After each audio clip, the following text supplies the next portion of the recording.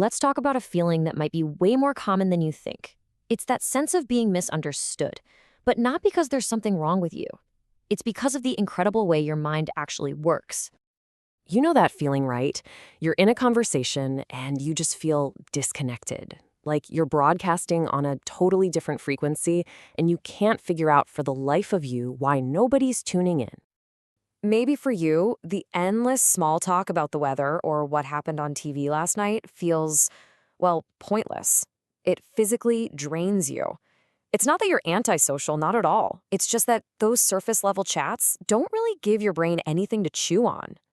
Now, it's super easy for others, or maybe even for you, to label that feeling as arrogance. But what if it has nothing to do with ego? What if it's actually a sign of a seriously intelligent mind just doing its thing? And that's the big idea we're going to dig into. Psychology actually suggests that this feeling of disconnect might mean you're operating on a whole other level of thinking, a level most people just aren't wired to reach. So let's get into it. We're going to break down 8 telltale signs that you think differently, all based on patterns that psychologists have seen in highly intelligent people. First up, number 1, you overthink. But hang on, let's reframe that word. This isn't about being anxious. For a highly intelligent mind, what other people call overthinking is really just thinking. It's your brain's natural state, connecting all the dots that most people don't even see are there.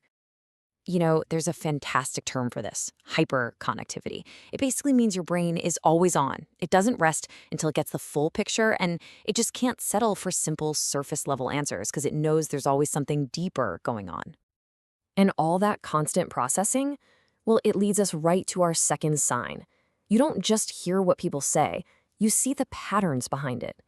This is a massive indicator of high emotional intelligence, that ability to read between the lines. See, you're not just taking in the words. You're analyzing the subtext, the body language, the real motivation. And honestly, that can be a little intimidating for people who have no idea they're sending out all those subtle signals. It can make them feel seen in a way they're not used to. Okay, constantly analyzing every little pattern can be exhausting, right? And that brings us to number 3, which is so often misunderstood.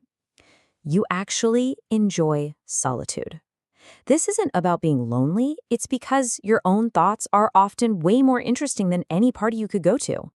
For a brain that's always making connections, constant social chatter can feel like a major interruption. So solitude isn't about escaping people.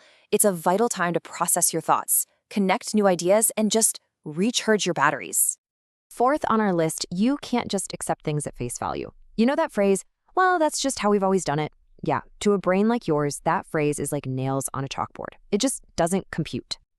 But here's the key thing to remember. This isn't about rebellion for the sake of it. You're not trying to cause trouble. You question systems because you can see the flaws. And more importantly, you can see how to make them better. Your goal is always to improve things. Number 5, and this one can be one of the toughest parts, honestly. It's that feeling of having this deep, burning curiosity about the world, but finding that almost nobody wants to go down those rabbit holes with you. It can leave you feeling pretty alone in your own head. I mean, you're ready to talk about the really big ideas, the universe, psychology, the future, but you find yourself stuck in conversations about, I don't know, reality TV. And that gap between what you crave and what you get can feel absolutely massive. All right, sign number 6 might seem a little backwards at first. While everyone else is talking a mile a minute, you're often the quiet one. But that pause isn't you being slow, it's actually you being incredibly fast. Your brain is running through consequences and choosing your words with absolute precision. And yeah, there's a social price for that. People totally misinterpret your thoughtful silence. They might think you're shy, or even worse, that you're arrogant and think you're too good for the conversation, when really, you're just being incredibly deliberate. Next up, let's talk about being your own worst critic. And while that can sometimes feel like a heavy weight to carry, for a highly intelligent mind, it's actually the engine that drives your personal growth. The official term for this is metacognition. It's the amazing ability to think about your own thinking, to sort of step outside yourself and analyze how your mind works. This gives you this crystal clear view of your own flaws, which is something most people just don't have. And our final sign, number 8, really gets to the core of it all.